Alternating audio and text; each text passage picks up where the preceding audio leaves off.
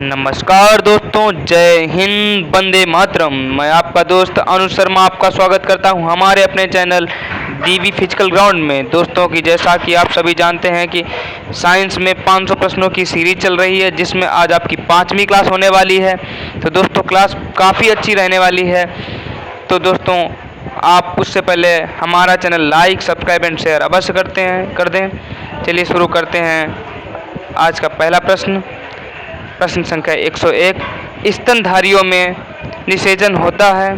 तो option number ए गर्भाशयी नलिका में, ऑप्शन नंबर बी गर्भाशय में, ऑप्शन नंबर सी मूत्र मार्ग में, ऑप्शन नंबर डी अंडाशय में। तो दोस्तों इस प्रश्न का सही जवाब होगा आपका ऑप्शन नंबर ए। जो स्तनधारियों में निषेचन होता है वो गर्भाशयी नलिका में होता है। तो ऑप्शन नंबर ए यहाँ पर आपका बिल्कुल सही हो जाएगा। चलते हैं अगले प्रश्न की तरफ, प्रश्न नंबर 102 की तरफ। प्रश्न नंबर 102 ये रहा, चमगादड़ निम्नलिखित में से किस वर्ग में रखा जाता है। तो दोस्तों ऑप्शन नंबर ए सरीसृप, ऑप्शन नंबर बी पक्षी, ऑप्शन नंबर सी स्तनधारी, ऑप्शन नंबर डी जल स्थलचर। तो दोस्तों इस प्रश्न का सही जवाब होगा आपका ऑप्शन नंबर सी, चमगादड़ को स्तनधारी वर्ग में रखा जाता है। तो ऑप्शन संख्या सी आपका बिल्कुल सही हो जाएगी। चलिए चलते हैं अगली क्लास की तरफ, प्रश्न संख्या 103 की तरफ। एंजाइम होते हैं, ऑप्शन नंबर ए सूक्ष्म जीवाणु, option number B protein, option number C फफूंदी, ऑप्शन नंबर डी अकार्बनिक यौगिक। तो दोस्तों जो एंजाइम होते हैं वो प्रोटीन होते हैं, प्रोटीन को एंजाइम कहते हैं। तो ऑप्शन नंबर बी यहाँ पर बिल्कुल सही हो जाएगा। चलिए चलते हैं अगले प्रश्न की तरफ, प्रश्न संख्या 104 की तरफ। प्रश्न संख्या 104 ये रहा, रिचल स्केल निम्नलिखित में से किसके मापन में प्रयुक्त होता है। ऑप्शन नंबर ए वायु की गति, ऑप्शन नंबर बी शरीर का ताप, ऑप्शन नंबर सी भूकंप की तीव्रता, ऑप्शन नंबर डी सागर की गहराई। तो दोस्तों जो रिचल स्केल होती है वो भूकंप की तीव्रता मापने में सहायक होती है। तो ऑप्शन नंबर सी यहाँ पर आपका बिल्कुल सही हो जाएगा। चलिए चलते हैं अगले प्रश्न की तरफ, प्रश्न नंबर संख्या 105 की तरफ। प्रश्न संख्या 105 ये रहा, वनस्पति तेल के हाइड्रोजनीकरण में प्रयुक्त उत्प्रेरक होते हैं। तो ऑप्शन नंबर ए लोहा, option number B platinum, option number C तांबा, ऑप्शन नंबर डी निकिल। तो दोस्तों जो वनस्पति तेल के हाइड्रोजनीकरण में प्रयुक्त उत्प्रेरक होते हैं तो दोस्तों वो निकिल होते हैं। तो ऑप्शन नंबर डी यहाँ पर आपका बिल्कुल सही हो जाएगा। चलते हैं अगले प्रश्न की तरफ, प्रश्न नंबर संख्या 106 की तरफ।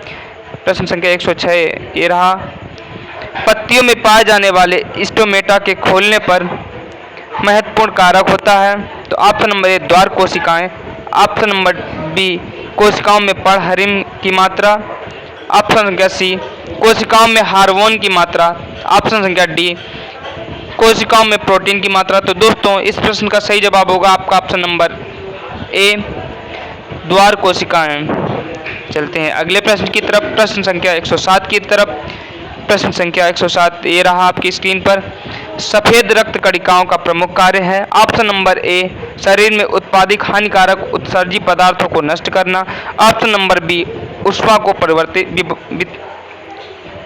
को वितरित करना, ऑप्शन संख्या सी रक्त का थक्का बनाने में मदद करना, ऑप्शन संख्या डी जीवाणुओं को नष्ट करना। तो दोस्तों इस प्रश्न का सही जवाब होगा आपका ऑप्शन संख्या 4 या डी जीवाणुओं को नष्ट करना सफेद रक्त कणिकाओं का प्रमुख कार्य होता है। तो ऑप्शन नंबर डी आपका बिल्कुल सही होता है।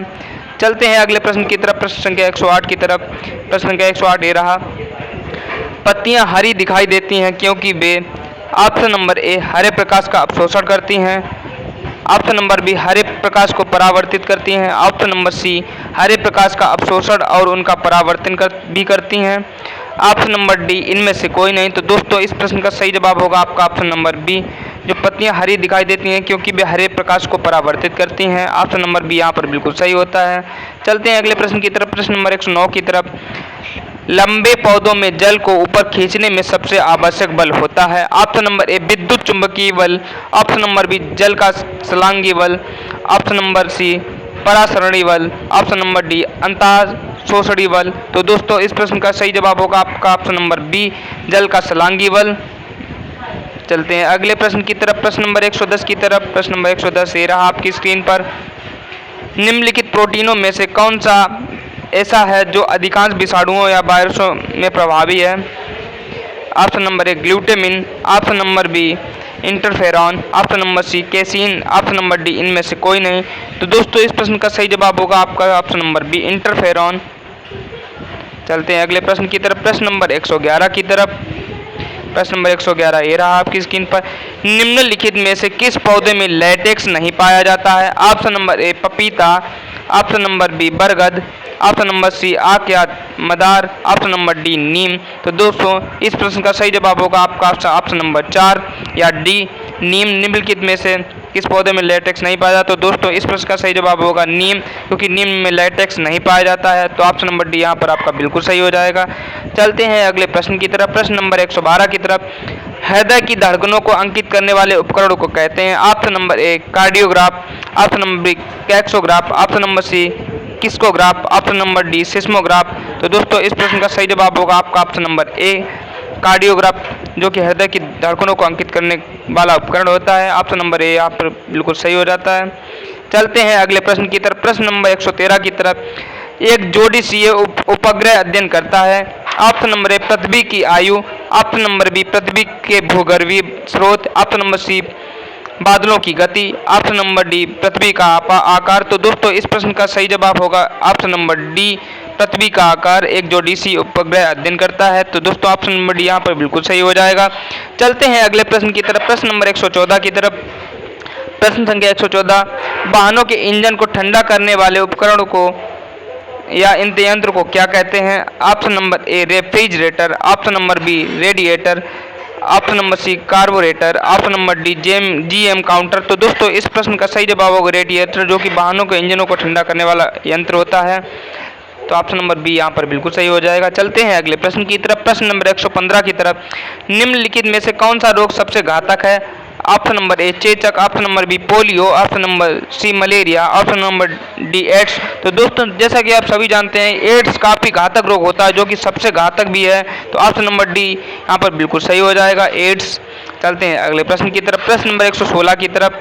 निम्नलिखित में से कौन विद्युत का सुचालक है? ऑप्शन नंबर ए अक्रिय गैसें, ऑप्शन नंबर बी वायु, option number C plasma, option number D जल वाष्प। तो दोस्तों इस प्रश्न का सही जवाब होगा आपका ऑप्शन नंबर सी प्लाज्मा, जो कि विद्युत का सुचालक भी होता है। ऑप्शन नंबर सी यहाँ पर बिल्कुल सही हो जाएगा। चलते हैं अगले प्रश्न की तरफ, प्रश्न नंबर 117 की तरफ।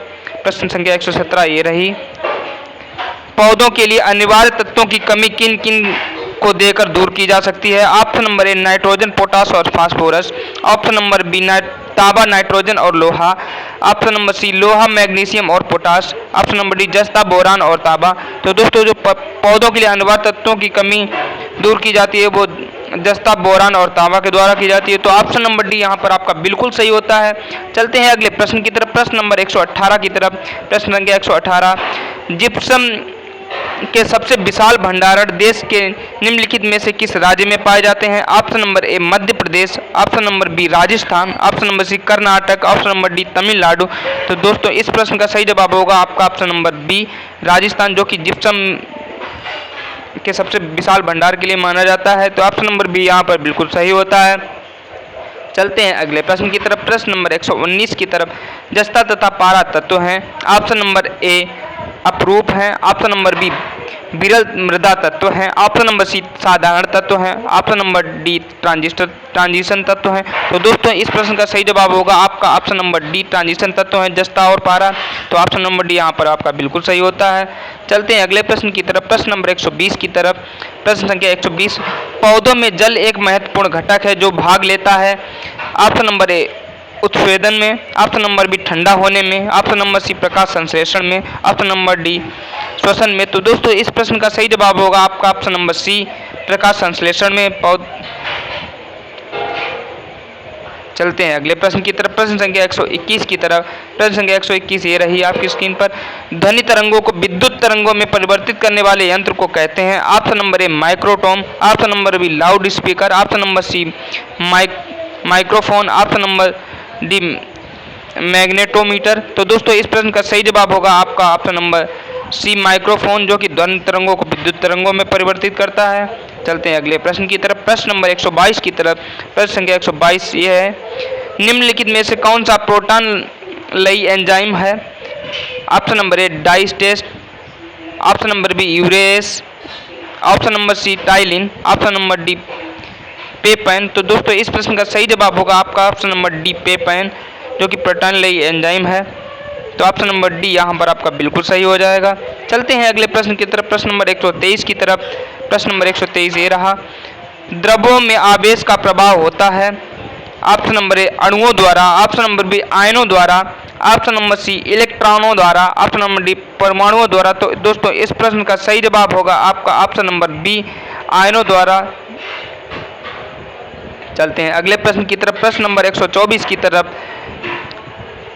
डोलोमाइट का महत्वपूर्ण उपयोग किस उद्योग में होता है? तो ऑप्शन नंबर ए सीमेंट उद्योग, ऑप्शन नंबर बी इस्पात तथा संबंधित उद्योग, ऑप्शन नंबर सी निर्माण कार्यों में, ऑप्शन नंबर डी उर्वरक उद्योग में। तो दोस्तों इस प्रश्न का सही जवाब होगा आपका ऑप्शन नंबर बी इस्पात तथा संबंधित उद्योग में डोलोमाइट का महत्वपूर्ण कार्य होता है।